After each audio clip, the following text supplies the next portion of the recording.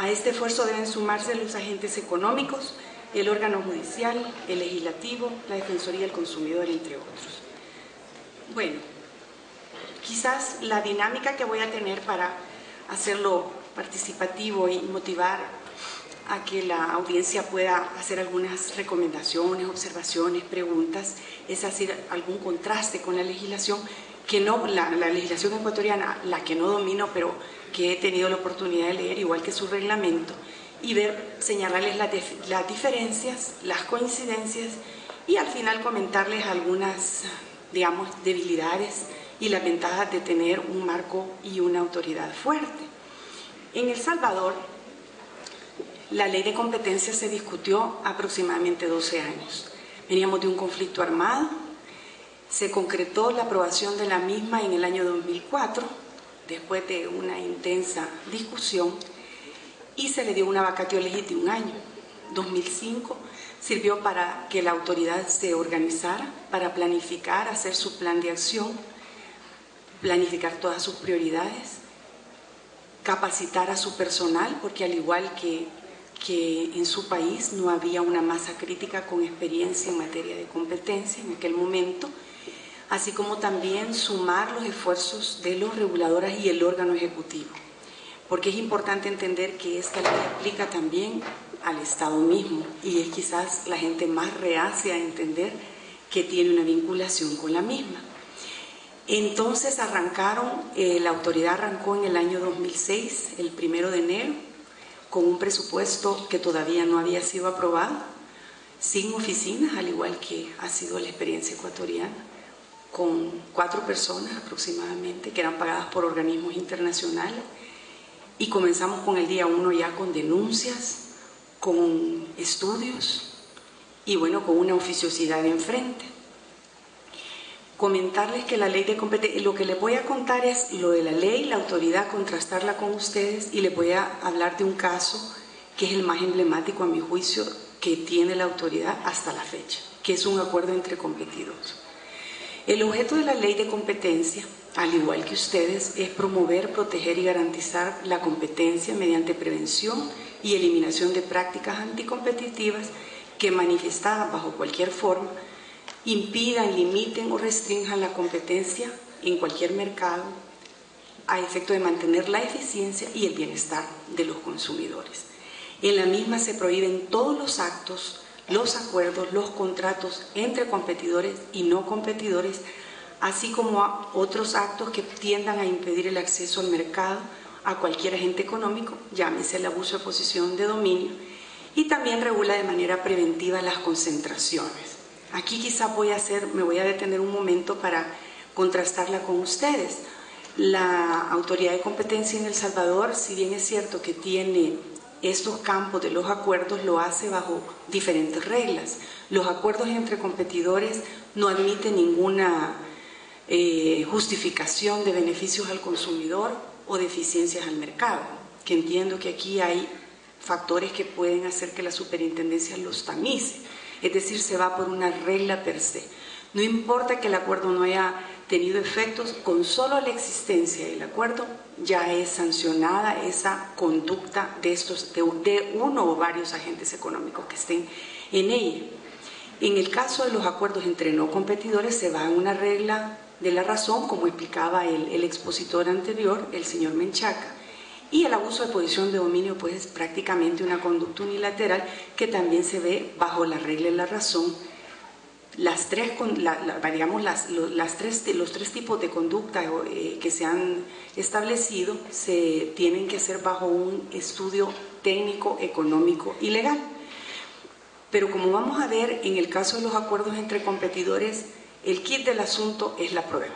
Es decir, no hay un análisis muy profundo sobre el mercado relevante, sobre sus incidencias, como se hace en el caso de los acuerdos entre competidores y el abuso de posición de dominio. Y en el caso de las concentraciones económicas son preventivas y causan efectos suspensivos. Los umbrales sí son mucho más altos que los que ustedes tienen, es decir, que la Superintendencia de Competencia en El Salvador solo ve operaciones realmente grandes. Y de igual suerte no tenemos una cuota de mercado, como la tienen ustedes, que ustedes sí ven cuotas de mercado. Digamos que esas son las grandes diferencias. No ve en El Salvador competencia desleal, como lo ven ustedes, ni ve ayudas estatales. Por lo que yo diría que tiene una carga bien pesada la autoridad de competencia. Entiendo que el presupuesto sí es mayor. La autoridad ha mantenido entre un 1.5 y 1.8 de presupuesto en toda su vida en El Salvador. La autoridad, creo que cuando yo la dejé andaba por el orden de 25 empleados, hoy tendrá unos 35, unos 40, no ha crecido, es una autoridad pequeña y ya verán por qué, pero sí se insiste mucho en la capacitación del personal, la buena remuneración. Es importante que los empleados se sientan arraigados a la institución y evitar así la rotación, la alta rotación. La autoridad de competencia en El Salvador, digamos que tiene un órgano unipersonal que es el superintendente, que a su vez es presidente de la autoridad colegial. El superintendente tiene 3 intendencias ahora: la económica, la legal y la de promoción de competencia. Entiendo que ustedes tienen un órgano investigativo, que es el que sería el símil del superintendente y su equipo, a través de estas intendencias, y el órgano resolutivo, que es, en el caso salvadoreño, un consejo directivo conformado por 6 miembros, 3 propietarios y 3 suplentes. No vienen del sector privado, son nombrados por el presidente todos por periodos de 5 años y pueden ser renovados por periodos iguales. Este es el órgano resolutor, es decir, se asimila a la comisión resolutora de ustedes. El consejo directivo además conoce las concentraciones. Las concentraciones no son facultad del superintendente. Y por ende el Consejo impone sanciones y remedios, al igual que ustedes tienen esa facultad en el órgano de resolución. El superintendente, al igual que en Ecuador, tiene facultades para iniciar de oficio. Esto es importante que las tengan. Algunas leyes de competencia tienen hartas limitaciones sobre esto, solamente pueden actuar por denuncia, por lo cual creo que la eficiencia de la ley no es tan del todo efectiva ni cierta. En este caso, pues veo que la oficiosidad está de manifiesto en la ley ecuatoriana, al igual que la salvadoreña. De igual suerte, ustedes tienen facultades para realizar registros con prevención de allanamiento cuando van a establecimientos de personas naturales. En el caso salvadoreño lo tenemos para ambos casos y hay que acudir a la justicia ordinaria.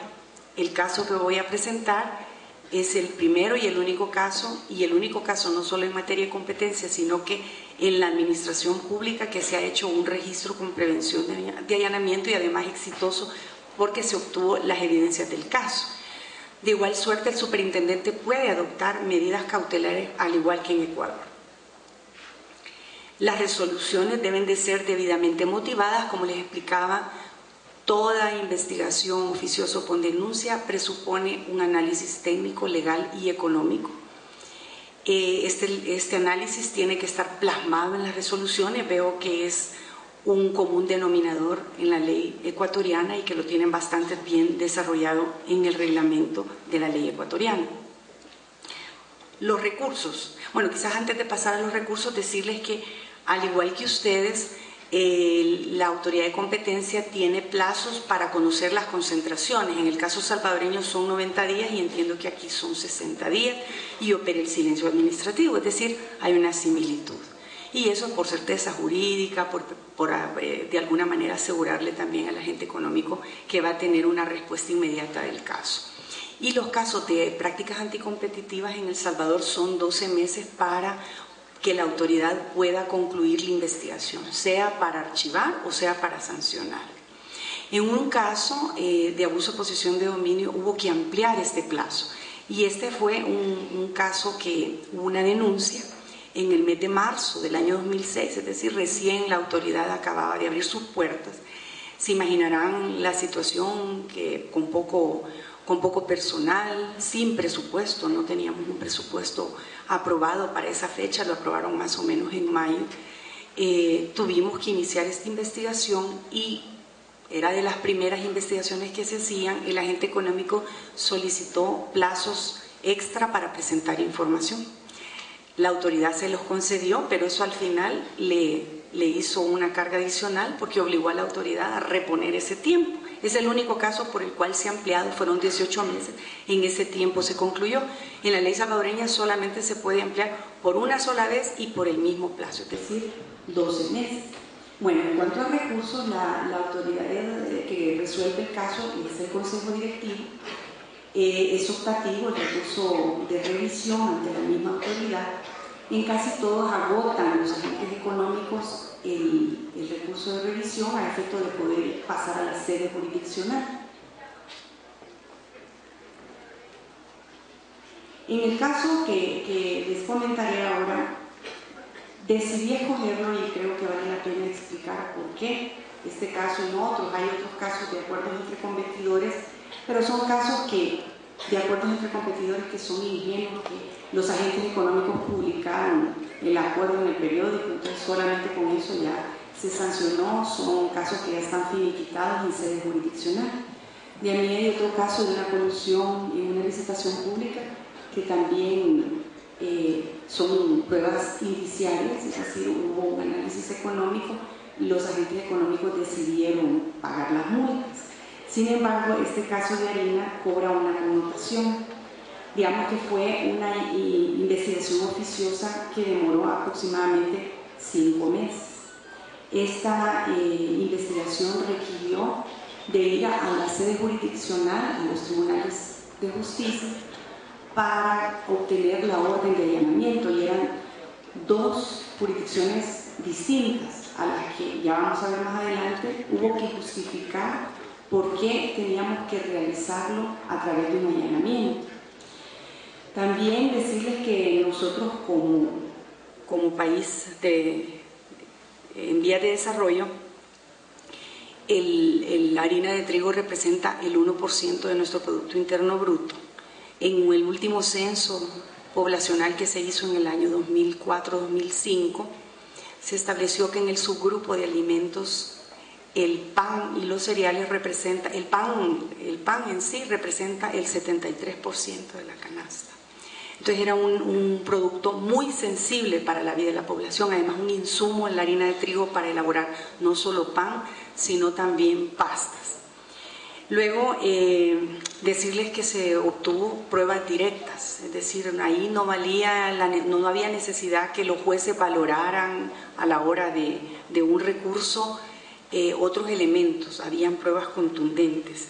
La multa impuesta es la multa más alta impuesta, valga la redundancia, dentro de la administración pública. En la Superintendencia de Competencia a la fecha se impuso una multa de aproximadamente 4 millones a cada uno de los agentes económicos. Luego también la connotación que se tuvo en cuanto que con un presupuesto de 1.8 millones en un registro que demoró aproximadamente 12 horas, con tan solo 20 personas, es decir, 10 en un establecimiento y 10 en otro establecimiento, se lograron obtener las evidencias que más adelante vamos a ver. Decirles que este acuerdo entre competidores nació en el año 2001 y tenía efectos regionales. El acuerdo había tenido sus efectos en Guatemala, en Honduras, en Nicaragua, en Costa Rica y hasta en República Dominicana. Lamentablemente en ese momento no había una coordinación, ni todos los países tenían ley de competencia como para poder activar una investigación que permitiese una sanción a todos los agentes que estaban afectando los intereses de los centroamericanos. Lamentablemente lo digo porque a pesar de que la Autoridad de Competencia Salvadoreña trató de sensibilizar el tema en Honduras y en Costa Rica, no se logró pues que estos países abrieran un expediente. Y finalmente vamos a ver, y juzguen ustedes, saquen sus propias conclusiones, lo que ocurrió en sede jurisdiccional, ¿verdad? Que está un poco relacionado a la efectividad de la aplicación de ley de competencia, en quién radica. Bueno, en el artículo 25 de la ley de competencia se prohíbe expresamente, y como les decía, por una regla per se, acuerdos para fijar precios, para distribuirse en los mercados, cuotas de producción. Este caso, digamos que lo que se logró confirmar es que los dos agentes económicos se habían distribuido cuotas de mercado. Uno tenía el 55% y el otro tenía el 45%. Esta estabilidad venía siendo demostrada desde el año 2001 y así lo había contrastado un estudio de la CEPAL, y que fue uno de los indicios, porque no solamente hay que priorizar las actividades, sino que también estos indicios deben de tener criterios sustentados en cuestiones eminentemente técnicas, económicas y legales. Las investigaciones que tuvimos, habían entrevistas con estos dos únicos agentes económicos, nos dábamos cuenta que ellos importaban la harina de trigo, se reunían, entonces podía haber un mecanismo de intercambio de información, eran otro de los indicios. Esa estabilidad de las cuotas pues nos ponía de manifiesto que la competencia no era efectiva, y vimos pues luego que sus políticas de venta, sus políticas no eran agresivas. Estas actuaciones previas, digamos que se hicieron al margen de la investigación antes de ir al juez. Una vez se logró llegar al juez, se obtuvieron las pruebas que las vamos a ver cuál es la resolución, y finalmente la defensa en sede jurisdiccional por parte de los agentes económicos y luego por parte de la autoridad de competencia. El caso todavía está vivo y lo pueden consultar. Yo mandé el documento, son aproximadamente 120 páginas, pero ustedes pueden ver en el sitio web www.sc.gov.sb el caso SC 05-2008, lo pueden consultar. Bueno, en las actuaciones previas hubo una caracterización, por supuesto. El estudio de CEPAL sirvió como para verificar la información que teníamos producto de los acuerdos de cooperación con países amigos. Ya teníamos suscrito con Costa Rica, con Honduras, y hay una red en Centroamérica, el Grupo Centroamericano de Competencia, una red que funciona muy bien a nivel informal. De igual suerte, la Defensoría del Consumidor nos estaba ayudando a monitorear los precios, y veíamos que, si bien es cierto que veíamos que crisis internacionales donde el precio se disparaba, también veíamos que cuando esas crisis se desaparecían, había una alineación de precios al interior que no era explicable por causas técnicas, económicas y legales, que no fuese una cuestión de tipo ilegal.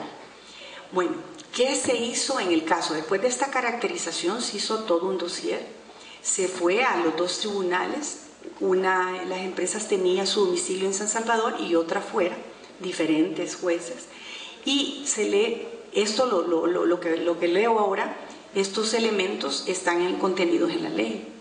Se le demostró al juez, a los dos jueces, cuál era el objeto del procedimiento, es decir, estábamos investigando una práctica anticompetitiva del artículo 25. No decíamos que era una distribución de cuotas de mercado, porque de pronto nos podía salir otras cosas, y como decía el señor Menchaca, nuestra ley sí tiene en todas las conductas, entre otros, es decir, de carácter general, a efecto de garantizar que los agentes económicos no nos vayan a decir eso no está en la disposición y por tanto no es prohibido.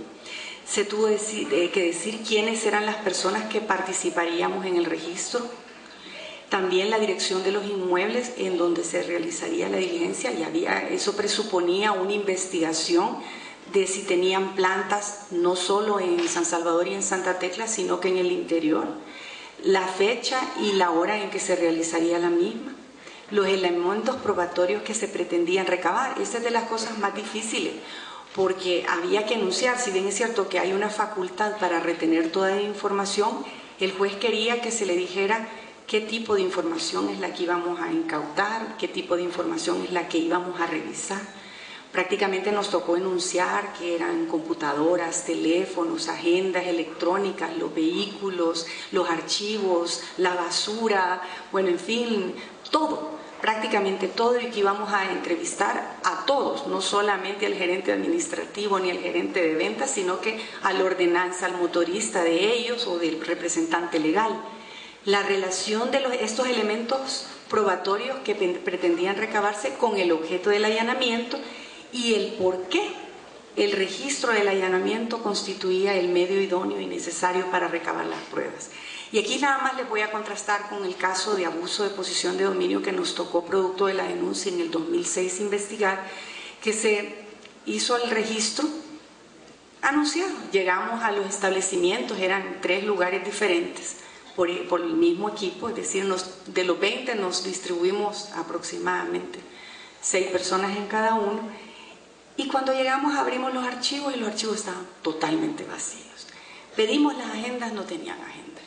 A la secretaria le dijimos que cómo llevaba el control de la correspondencia, no tenía ningún control, y eran empresas transnacionales, señores. Entonces nos dimos cuenta que en realidad un registro, si no es sorpresivo, no lleva a ningún lado, porque se destruyen o se esconden las evidencias, y esos fueron los argumentos que se utilizaron. Inclusive esto que les estoy contando del caso de abuso de posición de dominio era una debilidad en la ley de competencia, porque esa facultad no existía. Esa facultad, cuando nació la ley, no se la dieron a la superintendencia. Cuando nosotros fuimos a la asamblea, logramos una reforma en el año 2007, que es la que nos dio pie para hacer este registro con prevención de allanamiento. Bueno, en ese caso, pues el juez tenía que resolver y notificar al superintendente 24 horas contadas a partir de la presentación de la solicitud. Yo creo que los astros se alinearon, porque uno nos lo dio a las 8 de la mañana y el otro lo dio 9:15, y ese mismo día entramos a los establecimientos.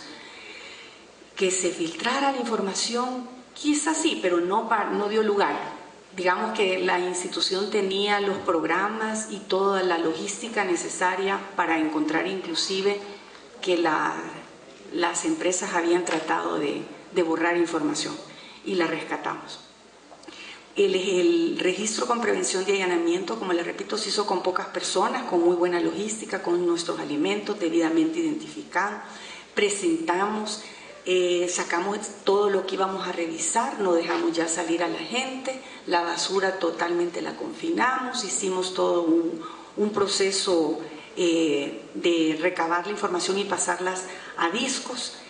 Se presentaron muchos de los agentes económicos con sus abogados.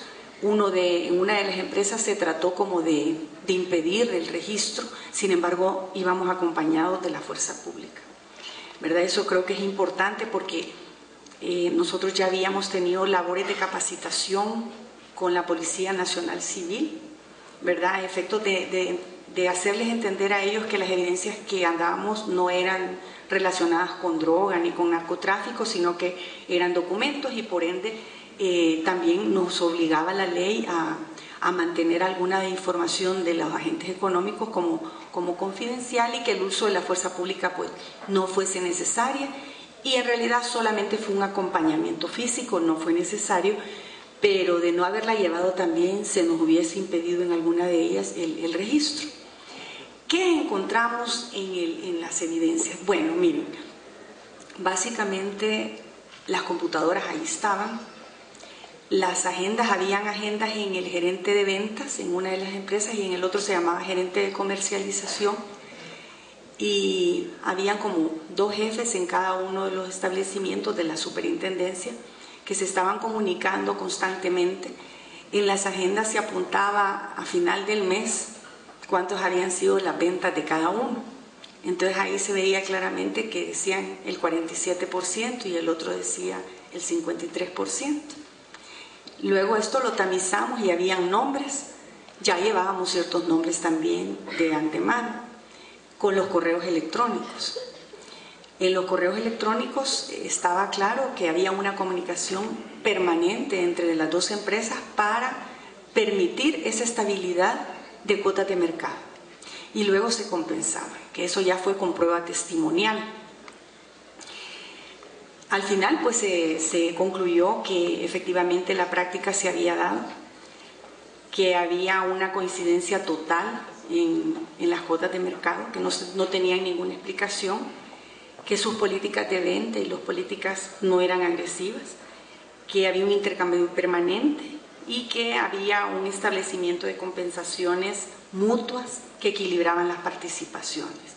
Se ordenó el cese de la práctica, se estableció la multa hasta el 3% de las ventas del año 2007. Nuestra legislación establece que podemos poner, según la gravedad, multas de hasta el 6% de ventas o activos, diferente a ustedes que van hasta el 12%.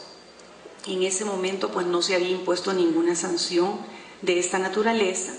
La máxima que se ha puesto es del 3%, pero puede haber alguna que por la incidencia, por la cantidad, ahí se valora también los efectos de la práctica anticompetitiva. Como les repito, pues hay una afectación al interés general demostrada con el censo, demostrada con las cifras del Producto Interno Bruto, y la práctica había iniciado en el año 2001. Más sin embargo, como la ley de competencia entró en vigencia en el año 2006, el cálculo de la multa fue del 2006 al 2008, donde se estableció.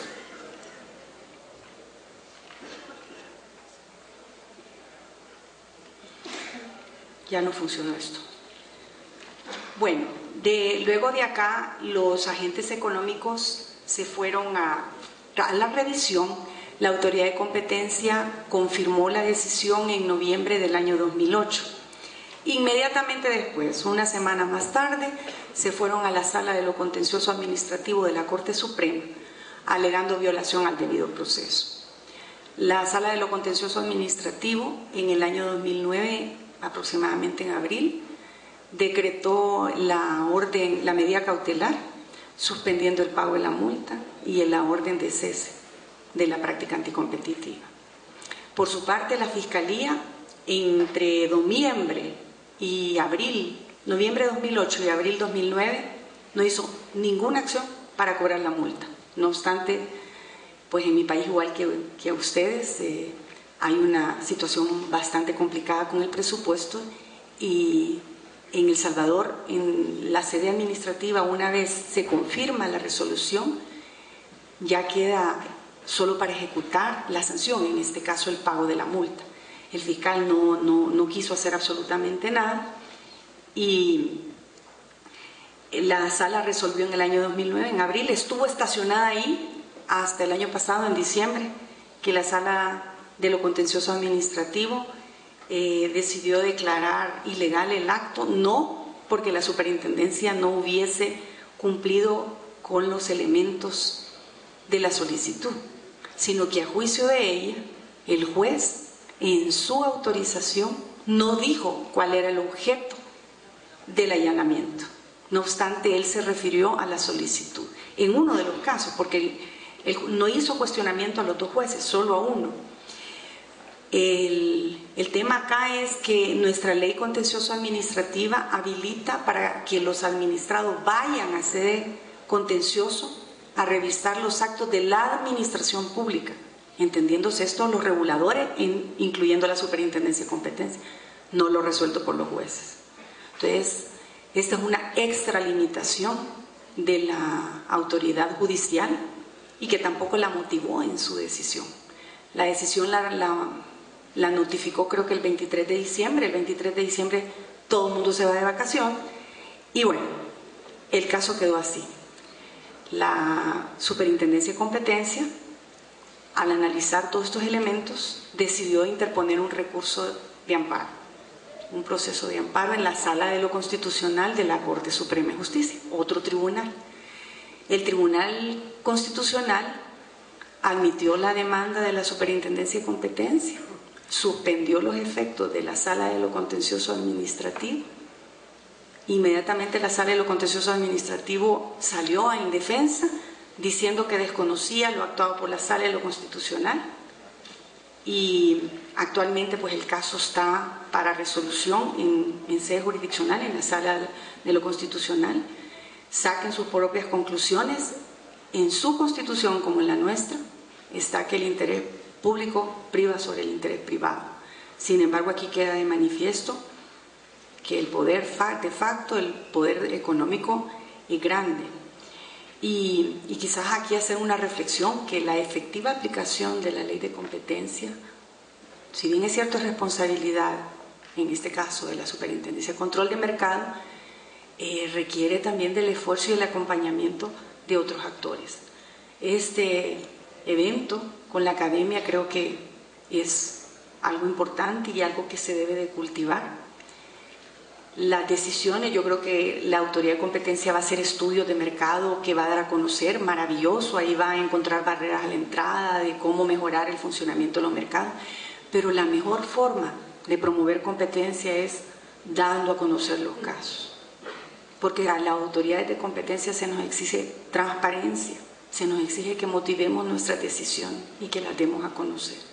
Estamos sujetas a unas auditorías. El Salvador hizo un examen de competencia ante la OECD y uno de los temas que quedó ahí es que el sector judicial no está acompañando a la institucionalidad del país. En la Ley General de Electricidad, digamos que quedó que cuando ya se hiciese la ley de competencia y la autoridad, esta facultad iba a pasar a la autoridad de competencia. En la Ley de Telecomunicaciones no quedó tan claro y hubo que derogar disposiciones. Sin embargo, cuando ya entra la autoridad de competencia y les empieza como a cuestionar algunos elementos que están hundidos en la regulación misma y que pueden mejorar el desempeño de los mercados, que no son del todo atribuibles a los agentes económicos, sino que el regulador, o que las facultades de los reguladores sectoriales son bien pobres, porque tiene mejores facultades a veces la autoridad de competencia para pedir información